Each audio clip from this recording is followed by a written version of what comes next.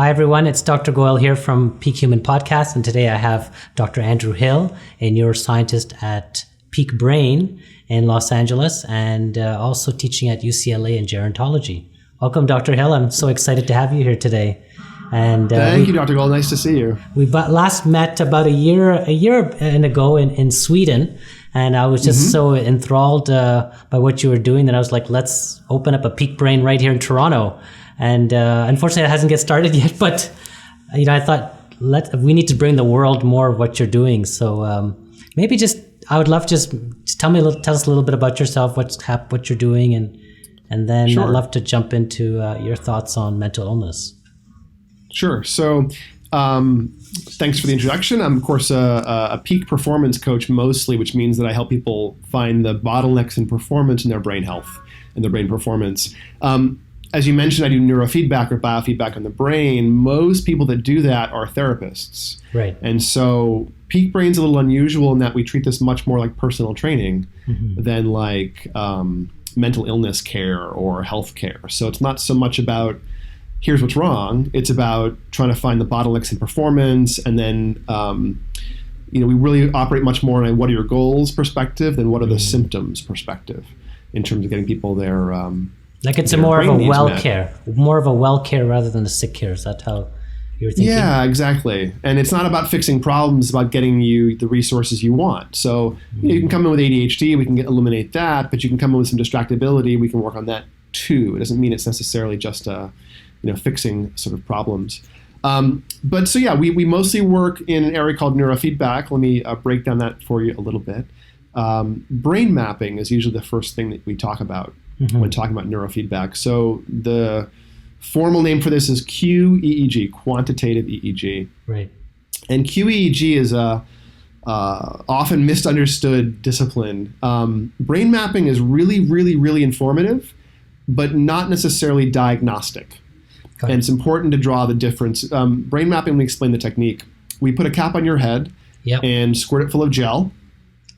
And we have you sit still for several minutes of eyes closed and eyes open baseline recordings. Yeah, and I had that done. Right. I did. We have your brain in the can. I have your brain here. Right. So we take the baselines and compare them to a normative database of several thousand people and see how unusual your particular brain is compared to other people your age. And brains change very, very slowly. So a population comparison on you today and one on you in like a year is the same. So the population comparisons, though, out of those analyses come sort of heat maps where we're looking at standard deviations of how unusual the amount of brain waves, the speeds of brain waves, connectivity patterns. So from those differences, the data is real. Here's how different you are than average. But then the meaning we make of that difference is the hypothesis or the sort of art form, if you will, of QEEG. Right. We don't care that you aren't average. The goal isn't to say, why aren't you average and make you average. The goal is to find the ways in which you're most unusual that might suggest a bottleneck in performance and figure out if that is valid for you. The most valid marker in the brain maps are the theta-beta ratio. It's a very robust marker in the brain. If your theta-beta ratio is high, you have some impulsivity. If it's above about 2.5, it's ADHD for most adults. The theta-beta ratio is 94% accurate in blindly sorting ADHD and non-ADHD brains into sort of buckets without doing any clinical interviewing, just simply on the data. That's the most valid marker we have. Everything else is sort of a hypothesis generator where I can say, this pattern often shows up when someone deals with issues in this stress resource, that attention resource, sleep, mood, trauma, injury. But I won't know if it's true unless the person says, oh yeah, that sounds right for me, and it's something I want to work on. So alongside the brain maps, which give us a bunch of ideas about what is true, we also look at attention performance. We do executive function testing for sustained focus, vigilance, alertness, and we tease apart the audio versus visual attention performance and also the short-term versus sort of sustained resources of attention. And that's a very valid, immediate read on your performance. And that contrasted with the brain maps give me a sense of where the biggest bottlenecks for you likely are. And then the next step would be neurofeedback. So people, once they know where the biggest bottlenecks are, decide what they want to work on. So again, it's kind of like walking into a personal training center and saying, hey, help me figure out where I'm not strong. And the personal trainer goes through your body and goes, your left side's stronger than your right side. And you could use some core strength. And you hear that and go, ooh, abs? I want abs. Oh, okay, let's give you the ab program alongside everything else you want. So I'm drawing that sort of silly analogy only because it's not being done to you at Peak Brain. It's really about your own goals, your own, perspective on what's important to you, the same way an athlete might have their goals, as opposed to the patient, who it's more about what the doctor thinks is important. I joke, and I mean no offense to you as a medical doctor, sir, but I joke now that you pay a doctor to tell you what they do know, and you pay a scientist to tell you what they don't know. Right. And a lot of my job is not to give you answers, is to ask you all the right questions and help you identify where the performance bottlenecks are. And so I start with the brain mapping, and then we exercise the brain using biofeedback or neurofeedback, which is just biofeedback on the brain. And the process of biofeedback, let me explain that for a second. When training the EEG, the electricity of the brain, most neurofeedback is done passively.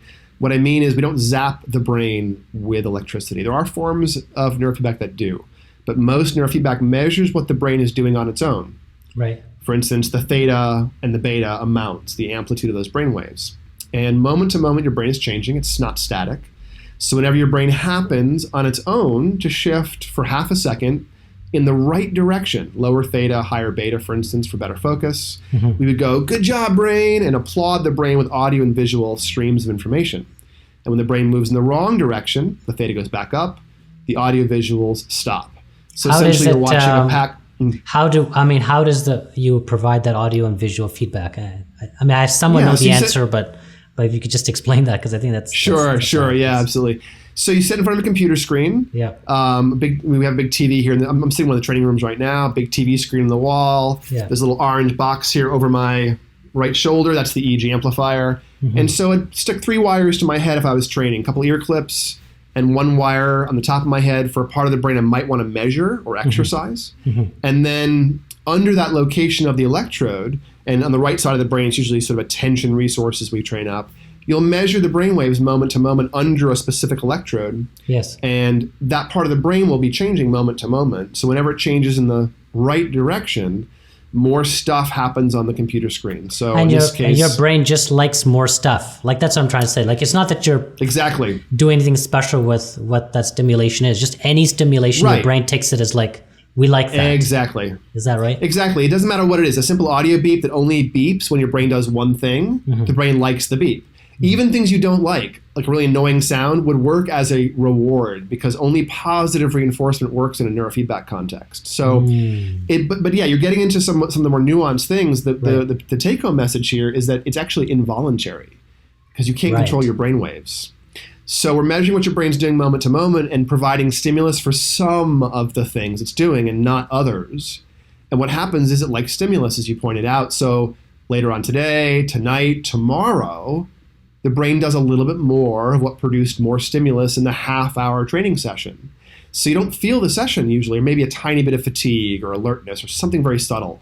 But then over the next 24 hours, the brain reacts as if you exercised, and the certain resources that get shifted you feel change a little bit. So maybe your sleep onset was different, or your alertness was different, or your stress response felt more, under your control. And so the process of neurofeedback is sort of like, again, working with a trainer, where you exercise, see what happens, iterate, try it again, gradually push the brain and resources further and further until the person has a shifted set of resources. And then the way we work is we map your brain and measure your attention every 20 sessions. So I typically do I do like a 3-month period of training initially for most clients, which is 40 sessions of training. We map your brain at the beginning, middle, and end of that first 40 session chunk, and I can usually get a couple of standard deviations of change in your attention performance and in your brain map resources that we go after in that 3 months. So that's a clinically significant change. Is that what it's huge. It's huge. It means going from profoundly ADHD to minimally, or having lots of seizures to occasional seizures, or major anxiety or PTSD to minimal anxiety or PTSD. It almost always eliminates symptoms dramatically in 3 to 4 months for the big things like stress, sleep, attention. More nuanced things, more subtle or psychological things can take longer. Like depression isn't a resource in the brain. I can't point at your brain maps and go, oh, there's depression. No. I can maybe see a few hints of it, but I can point at your brain and find resources for impulsivity, inattention, anxiety features. Extra active anterior cingulate is OCD or some sort of perseveration. Extra active posterior cingulate is a threat sensitivity, an evaluator or a PTSD kind of flavored resource strain. But depression is a human experience, a reaction, if you will, to those resources being pinched. So if you tell me you're depressed, well, first of all, I'll say to you, I'm not a psychologist. I'm a neuroscientist. So who else is on your team? And, should we bring them in? But I would try to figure out, again, drop one level below the diagnostic language to figure out which resource is this person talking about. Depression can show up, for instance, as frontal asymmetry. Frontal lobes reversed, the opposite direction. It can show up as your processing speed having been dragged down over time. Alpha waves running slow. It can show up in a bunch of different ways. I wouldn't know which of those patterns is most likely the bottleneck for your mood, buoyancy, or resiliency. So to some extent, I work broadly like a personal trainer might when the first person walks into their gym and says, hey, make me fit. Yes. If the person is not especially practiced in exercise, you don't start with the hardcore, heavy-duty sculpting exercises. You go after broad foundational things. And at Peak Brain, I always start with sleep, stress, mood, attention, broad resources, and then gradually start building on top of those. Let's talk about those, because it's sleep, stress, attention, and what's the last one you said? Mood. So you told me what attention was, theta beta ratio, right? Yeah. And how and it's alpha. Yeah, and alpha. Alpha as well. So attention's a bunch of things. The inability to inhibit, to not be impulsive or reactive, is a theta beta. But the other end of it, engaging the resources, is the ability to shut down the neutral frequency alpha and engage the active frequency beta. Right. So essentially those are executive function resources. And then you said how would sleep show up? Like what type of too much anxiety or what would that look like? I'm sorry? Too much beta, or what would that look like? Good, very good guess, yes. So that can show up. If you have a sleep maintenance issue, meaning you wake up a lot throughout the night and you can't fall back asleep, usually there's a little hot spot of beta in the middle of the head, or even fast beta, high beta frequencies in the middle of the head.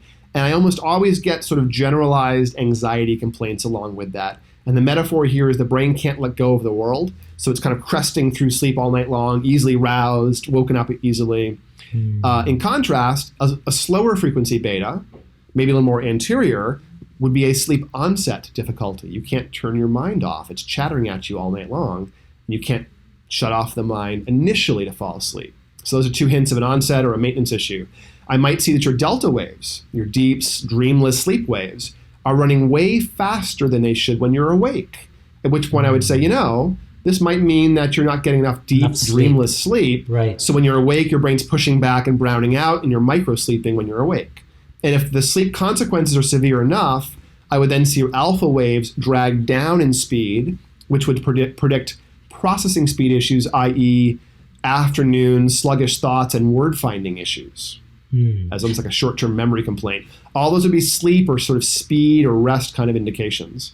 And then we might see when your eyes were open, if you have little focal spots of high delta, that part of the brain itself is stuck in sleep mode, which isn't a sleep issue. It could be, but more likely it's an old concussion or some wear and tear, keeping one little spot of the cortex from waking up fully and then from going down into deep sleep. So, but for all these things, Dr. Goel, I wouldn't say, here's what's true for you. I would say, this often means this resource is pinched or this experience is happening.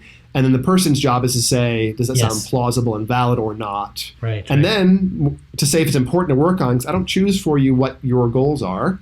So first, is this valid? And second, is it something you want to change? Is usually the conversation. So, a lot of this mapping is happening when they're awake and not when they're asleep. Yes. Have you ever do you ever do mapping when people are asleep? Like if you want to confirm something, or is that not needed? Because you could take enough from the daytime mapping to understand. It's a great question. It's a great question. The question you just asked is the difference between a neurologist and a neurofeedback person.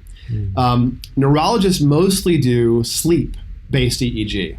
Right. And most EEG is driven by the sleep world, sleep studies, apnea, that kind of stuff. Right.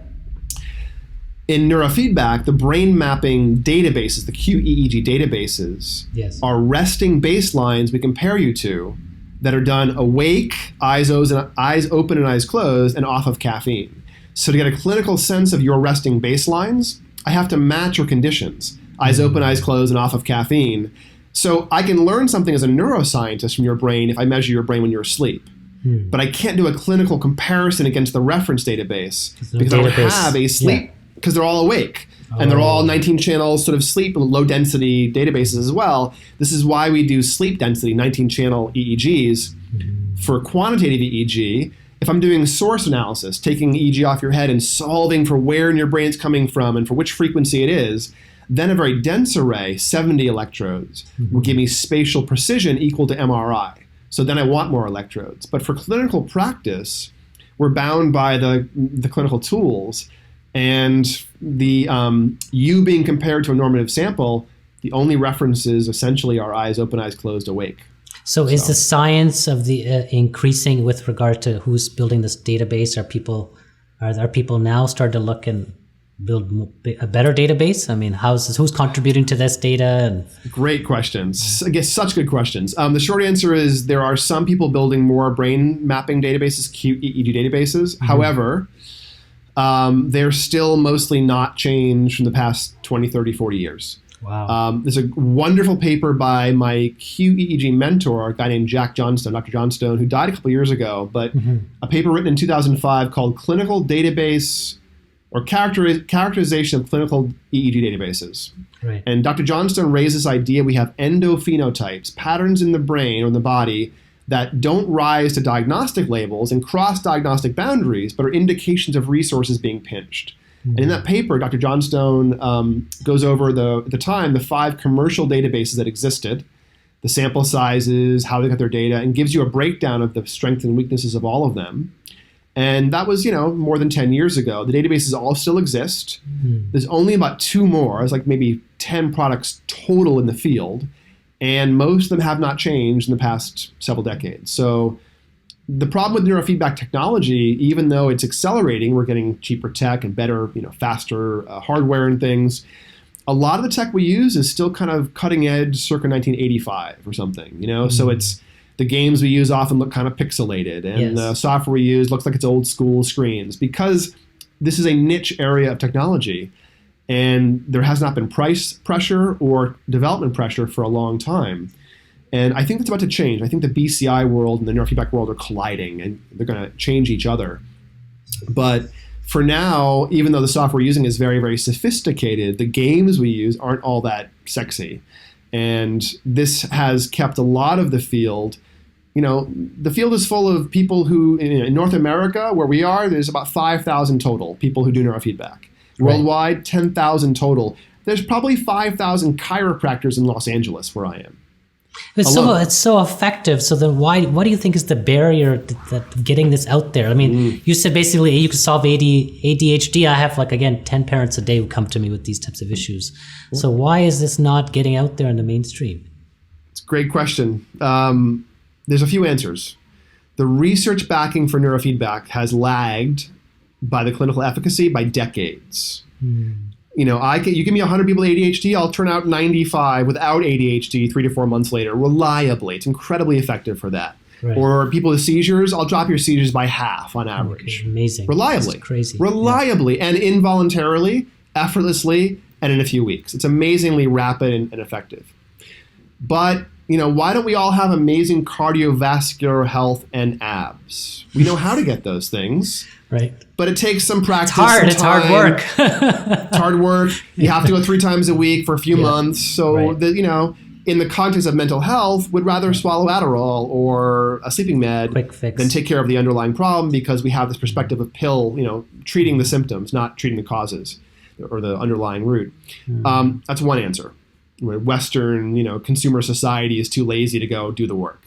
Right. The other thing is it takes some sophistication to get the hardware, the software, the QEEG databases. I mean, it's fairly expensive. It's $10,000 of hardware and software for a training station. It's about twice that for an assessment station. But that's not the barrier. The barrier is how do you do this stuff? What do you do to the brain when something happens you don't expect? It's an art. It's an art. The field is apprentice driven. I'm only the 3rd generation in the field. Right. And it's been around for 51 years. Other answers to your question include the fact that to do a large clinical trial, you have to spend about $5 million these days. Nobody owns neurofeedback. Right. Yeah. Who's going to get paid back for the study? So no one's doing it. Another wrinkle there is that it's until very, very recently, it's been hard to blind neurofeedback. You couldn't blind EEG, so you couldn't do placebo-controlled studies. Now you can. I helped test out a placebo-control module in the main commercial software for my grad project. So we did a placebo-controlled double-blind study on the ERPs to the reward event in the brain and found the brain is dramatically noticing real versus sham signals. It's a great study, but we're just now getting into placebo-controlled research. The last wrinkle is neurofeedback is individualized. Almost every practitioner does a different thing per treatment. Person. How do you test that when it's not group level analysis and group level intervention? So it's like exercise, all of these things have contributed to making amazing clinicians do amazing work. But if you look at the research, you think we're where we were 20, 30 years ago. And I mean, the American Academy of Pediatricians in 2012 moved neurofeedback up to level 1 best support for ADHD. Okay. It is considered as efficacious a level 1 intervention for ADHD. The only other thing on that list are psychostimulants. And yet, insurance companies in the US do not cover neurofeedback in spite of the American Academy saying, oh, it's a valid intervention. Wow. Huh. You know, it's just been, and the insurance companies have actively worked counter to neurofeedback in the past 51 years. It would save them money. You would think they'd save them money and they might think this is worth it. Perhaps, yeah. But I mean, I have a lot of cynical reasons there. But, you know, the field was discovered in the late 60s when Dr. Barry Sturm at UCLA was exposing cats to rocket fuel at the behest of NASA because astronauts were getting sick from breathing in rocket fuel. And he was trying to figure out how dangerous this stuff was. And he found that for most of these cats he was exposing to rocket fuel having perfect dose-dependent curves. You know, minutes of exposure equaled more symptoms. You know, crying, drooling, seizure, coma, death, this perfect dose-dependent curve. And a certain subset of the cats refused to have seizures, and he couldn't figure out why until he remembered he'd used those same cats months before in an experiment to do operant conditioning on a brainwave that cats make a lot of called SMR. Got it. Whenever the brainwave went up, he squirted chicken broth into their mouth. Right, yeah, the SMR, right. Mm-hmm. And SMR, turns out, makes the brain seizure resistant. So months later, he had one subset of cats who refused to have seizures. He couldn't figure out why until he remembered they had been conditioned to make more SMR. And he then trained his lab manager and eliminated her seizures over the next several months. He published an initial brief of this. He sent a submission of this paper to Epilepsy at the journal. The very next day, his funding was pulled for this NASA study. Wow, it's craziness. Now, is that a conspiracy? Maybe, maybe not. But at the same time, or soon after, in the 70s, all the big drug companies were sending people to the CHAD meetings in North America and paying full-time MDs to poison the well against neurofeedback in the 70s and 80s. Yeah. Full-time MD salaries paid by big drug companies to go to CHAD and poison the well actively against neurofeedback. So, that was like 40 years ago. And the field has not appreciably changed. It's just as effective now as it was back then, but it's proliferated, it's cheaper, it's faster. When Sturman was training his lab manager down, her seizures down, it took like a year and a half. We can get the same effect now in 3 or 4 months. So it's a much more efficient process, but it's still individual practitioners and scientists doing work on individual brains in a one-on-one fitness almost perspective. This is why I treat it this way instead of treating it like medicine, because it's not quite as robust. It's closer, I call it functional neuroscience to some extent now, like functional medicine, where you're picking up patterns and shapes and asking the right questions, as opposed to saying discreetly, here's what's true for you. You're instead going, this might be true for you. Is this like a thing that's worth paying attention to? Oh, it does? Great. Let's go after it and see what happens to your performance. Right. So that's the long-winded answer about why we aren't doing it everywhere. So I want to ask a question. This is interesting to me that this is a much more permanent change is what you're saying. And so I just want to ask about medications and let's say psychostimulants and stuff. What do you think the impact on the brain is there? Like, do you see that permanent changes happen in brain waves there? Use of these medications? No, there's no change in permanence from psychostimulants. In the absence of psychostimulants, the brain's back to where it was. In general, most medication affects the brain for 5 half-lives of the med. So Adderall has got a 11-hour half-life or something. So for 50 hours, roughly, you've got an active Adderall signature in the brain where it suppresses theta, increases beta, for instance. So is it having a similar effect as training? That the brain waves are changing in the same way, or is it acting in a different manner? They are, but what's interesting, I've read some studies recently showing what happens to kids who are on stimulants, on neurofeedback interventions, or both, looking at them years later. Yes. Because a lot of the studies looked at permanence, and they are finding that years later there's a permanent change. So that's useful. What they've also been finding is kids who got stimulants had self-esteem issues, never learned how to study, how to trust their own brains, how to focus, and they have the same issues with their executive function issues later on in life. They never learned how to manage their own brains. So even though they were able to manage the impulsivity in the classroom, their grades are lower because they didn't actually learn how to apply their resources. But the ADHD kid who got neurofeedback got self-esteem. Even the ones that received both neurofeedback and stimulants had better self-esteem long-term than those who received only neurofeedback. So it's much more complex. It may be more complex than just what the psychostimulants are doing. ADD might require different things than maybe. Well, ADHD is a complex phenomenon, and I really don't view it as a disease. I think it's a normal human resource. Like if you're, we needed people who were hunters and we needed gatherers, and they're both evolutionally beneficial. The problem now is that humans tend to get stuck. Well, people with ADHD get stuck in one of those two modes. You're stuck in a hunter mode. You're noticing everything. You can't sit in a boardroom or a classroom and be focused. Most humans can turn on the resource of being synthetic and being vigilant or hyper-focused based on the environment, based on internal desire. ADHD relies on the environment to cue the strong resources. But the focus in ADHD, if you're a kid playing a video game or you're in a war zone, your focus is supranormal. You're more focused than average. Right. But in the absence of that focus, you can play video games for 20 hours straight, but you can't sit in a classroom for 20 minutes without getting distracted and bored. And So neurofeedback doesn't eliminate the gifts in ADHD.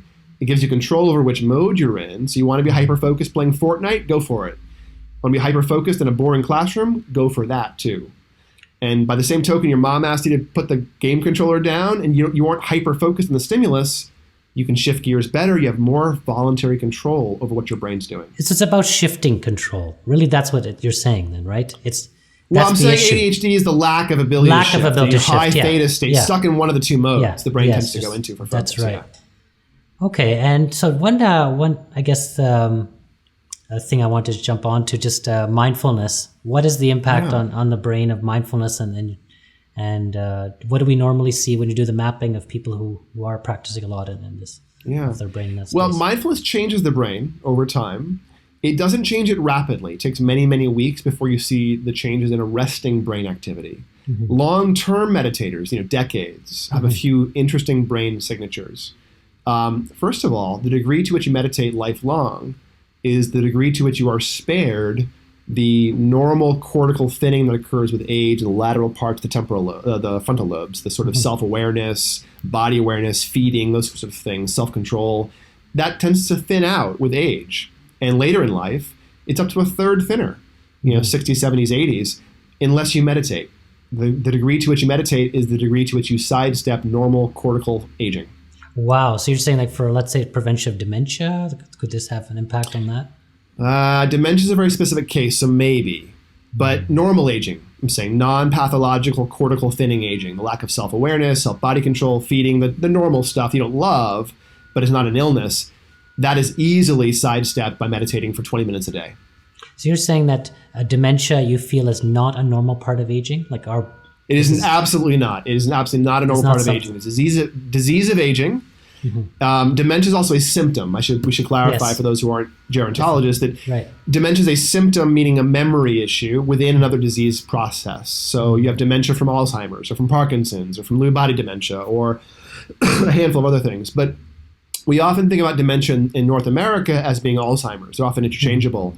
In other countries, that is not the case. Like in Japan, most of it's vascular dementia, not Alzheimer's. In North America, most of it's Alzheimer's. 3/4 of it or more.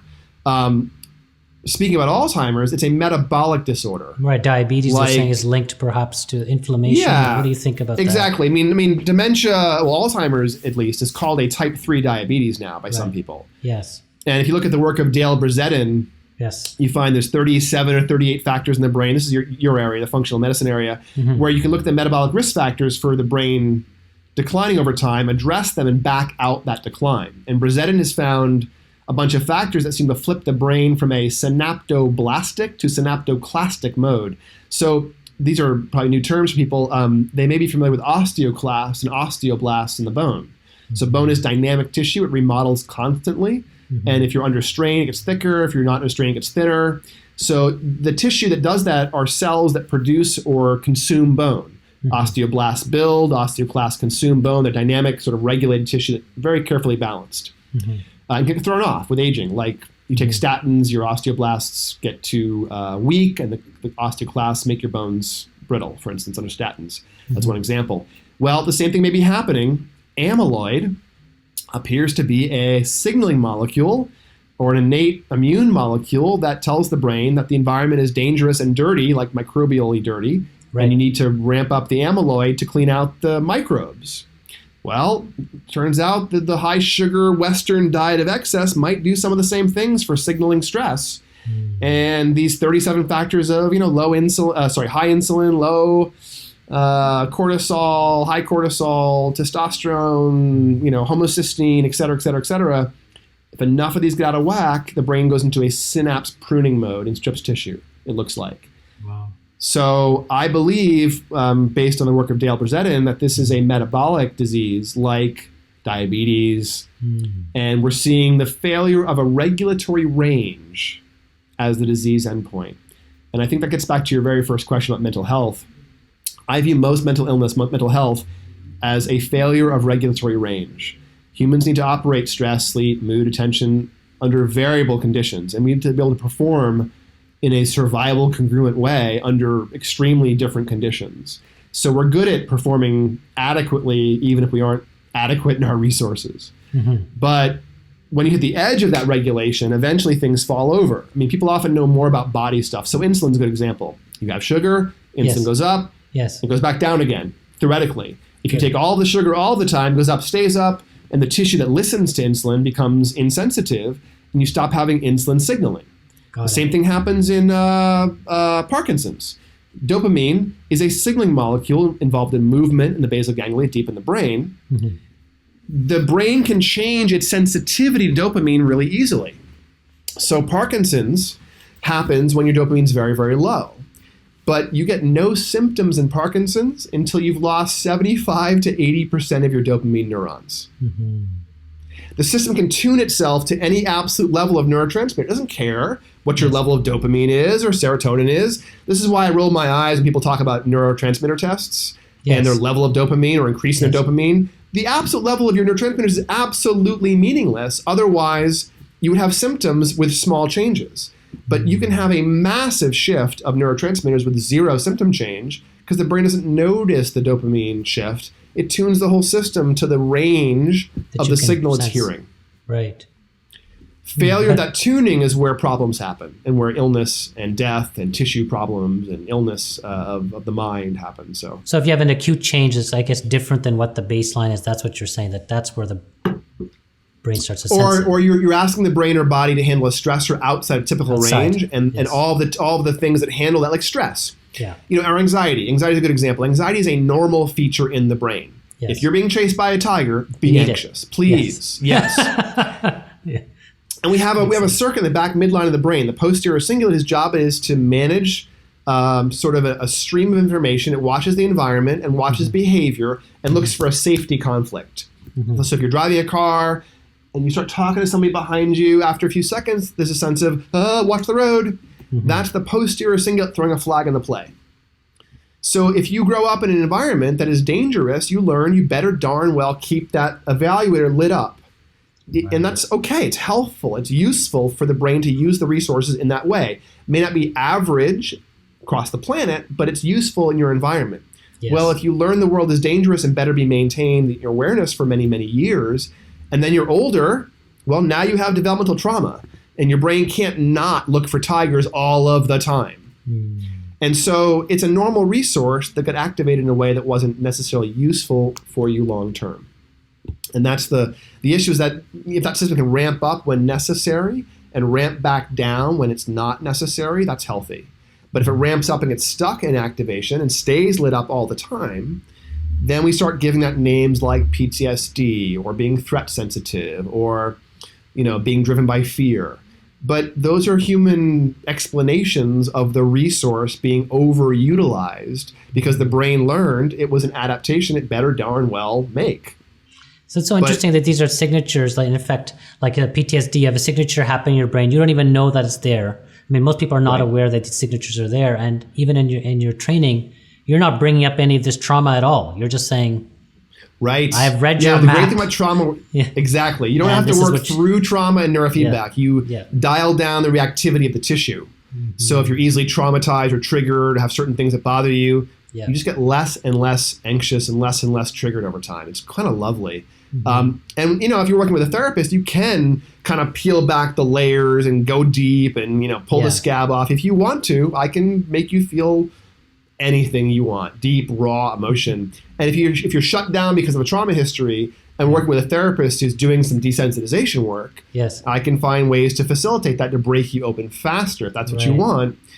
But most clients, I would say, hey, let's work on your resilience and your calm focus and your deep sleep before we try to work on your stress response, because I'm not a therapist. I don't want to be doing the therapy process with you necessarily. Mm-hmm. It's not responsible. I really want to be your coach, your guy to go in and help you sort your brain out. I joke now that we're somewhere between a gym, a mechanic, and a spa at Peak Brain.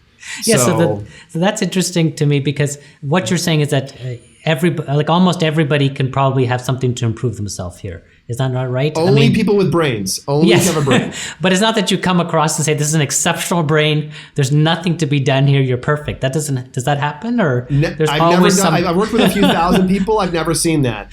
I have seen the occasional person. There's been about 5 people I've mapped. Mm-hmm. Where I look at their brain maps and go, oh, you're pretty much typical in every way, and there's no big statistical outliers. It doesn't mean the person's not experiencing performance bottlenecks they care about and can perceive and can describe. We can go after and see what happens. It just means that statistically at a population level, you don't look unusual, but you can still have things getting in your way. Yeah, you can always improve SMR or something, right? Like if somebody is even typical, there's always something you could potentially improve and get better at. Yeah, and my clients, usually those who come in with a problem, they move from a fix to a fitness perspective over time. Where they're like, great, get rid of my ADHD. Now can I please work on some laser-like focus? Mm-hmm. Yes, we can do that now. Or you fix your anxiety. Now it's time to break open that generative wellspring of ideas and emotions for creativity. Or you get your ADHD sorted out, and now you want to boost your T cells with relaxation work, for instance. You can do that kind of stuff with neurofeedback. Very effectively boost T cells, like body things. Or you have chronic pain you want to work on over time. So it's not so much about just cognitive things, nor is it about illness care. It's really, again, more like fitness. And you might work with your personal trainer in your gym on a huge range of things. Mm-hmm. But from their perspective, it's the whole machine that they're trying to help you tune up. And that might fix a problem from your perspective, or it might make you optimal from your perspective. From my perspective, it's about getting the resource bottlenecks out of the way. You'll figure out what to call it. You'll figure out how to lean into your own new resources. The joke I tell here is that, if I take you out of a VW Bug and put you in a Tesla, your driving changes. Yeah. You'll figure it out. So, one thing I found so interesting is when I did my brain mapping, I thought it was just fine. And then you said, oh yeah, you have perhaps brain trauma here, and you're not sleeping so well. It was very interesting and then I thought, oh, maybe whatever I'm experiencing is not what the best could be. Maybe I am experiencing all these things. And most people just go through life not realizing that something is impacting them. No, yeah, it's very true. And I have a biased sample, of course. Folks come to see me usually when they know they want to work on things.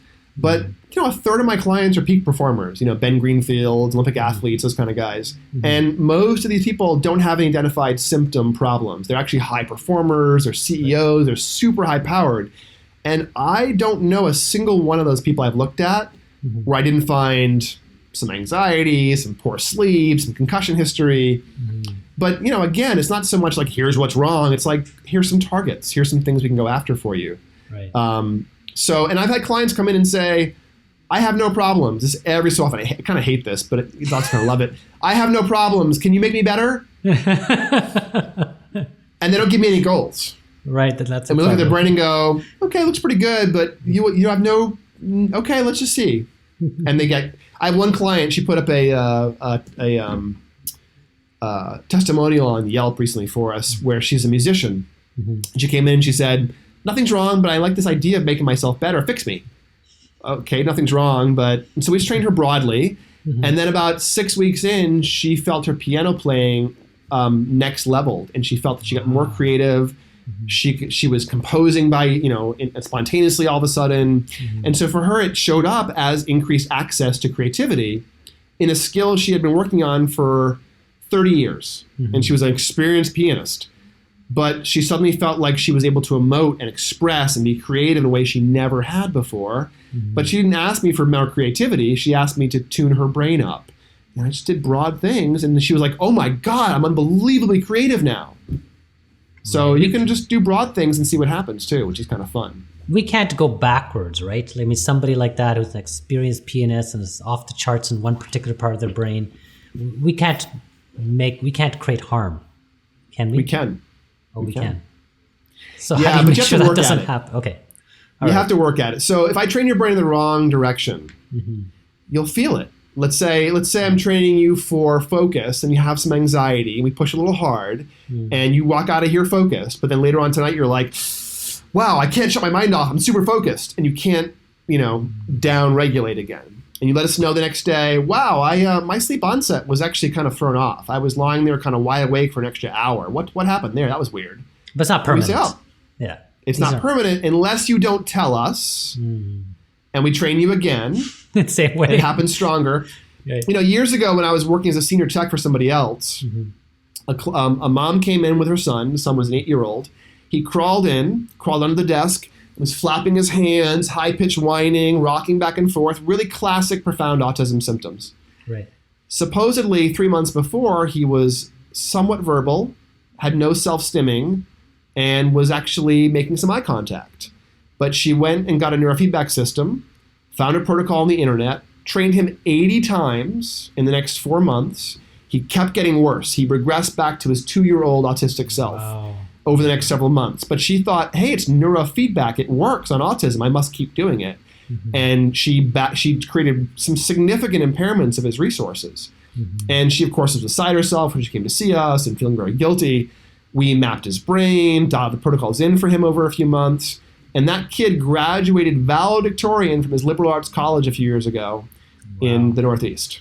I'd love to spend a whole other episode on autism because there's so many viewers out there with those conditions. And it's so complex, of course. Yeah. It's the autisms almost at this point. Yeah. But I think we're going to have to end soon. So how would people contact you if they want to try this out? I'd love to hear about everyone's quirky brains. And if you want some help understanding your brain, we're here for you. We have quite a lot of social media. peakbraininstitute.com is the main website. Okay. I offer a lot of free webinars, free consults, free calls. I'm happy to talk about your brain. And then the Peak Brain LA is the main social media handle. So all over Instagram and Twitter and Facebook is Peak Brain LA. Again, we always are happy to do lots of talk about your brain. If you're near one of the centers, we have large centers in Costa Mesa, which is Orange County, Los Angeles, and St. Louis. There's free meditation classes and free brain health talks and other activities several times a week. So it's hard in LA to find free meditation classes that are any good. And we got tired of that. So we offer really amazingly high quality teachers several times a week to come in and practice with for free. So you don't have to pay us to come work with us. You just have to want to work on your brain. And we'll find ways to get you to improve your performance no matter if you can do neurofeedback or not. If you want to do neurofeedback, then that's the heavy lifter. And that's the thing we can get you some rapid results in a very short amount of time. But there are lots of ways to work on your brain. Toward that end, I'll leave you one little tidbit. We never charge people for a second brain map, which means once we map your brain, you're welcome to come back every 6 months and check on your own brain health. Wow. And I don't write you long reports. I teach you how to read your own brain data. So as we together work on your brain over many, many months, you become your own expert. And so it's a one-time fee for brain mapping at Peak Brain. And then brains are pretty stable. So if you go back and do some meditation, nootropics, red light therapy, and create lots of change, you then have a tool to look under the covers and look for those signatures you were talking about. Once you know that you have these signatures and you can correlate them with what you're feeling, and what your performance is doing, I think, data is really useful from a quantified self, of course, biohacker perspective it is, but information is power, and knowing that you have a little injury or some slowed processing or problems with deep sleep can help you work around those problems. Even if you aren't doing biofeedback, there's lots of things you can do to minimize these resource bottlenecks getting in your way, essentially. Right. And so for the initial mapping, they need to come into a center, I believe, and then they can do the training at home, even if remotely, right? Exactly. Yeah. 39% of my clients train themselves at home. Right. We do a 2 or 3 day intensive workshop in one of the big offices, map your brain, do attention testing, do a half dozen practice sessions of neurofeedback, teaching you how to be your own neurofeedback person. And then you leave with equipment knowing sort of how to do it, but not what to do. And we do a 3-month period of coaching where we do weekly calls, live chat support every day, surveys in the morning asking what your sleep is doing, surveys in the evening asking what your day is doing. And then we just kind of give you protocols and do tech support because it takes some dialing in. But learning to stick wires to your head and run software isn't that hard. So we teach you that and then support you for the first few months to make sure you get over the hump of individualizing the process and troubleshooting. And then eventually you're off training yourself long term with no charge, which is nice. So I think for next time to the viewers, I'm going to do this. I'm actually going to go forward with it. So I'd love maybe next time we can go through my data and we can show people how it actually happens in real life. Is that good? Yeah. Okay. That's great. All right. Okay. Thank you so much, Andrew. I really appreciate it. Oh, my pleasure. Thank you for having me, sir. Thank you. Hope to meet in person soon. Absolutely. Okay. Take care. Bye-bye.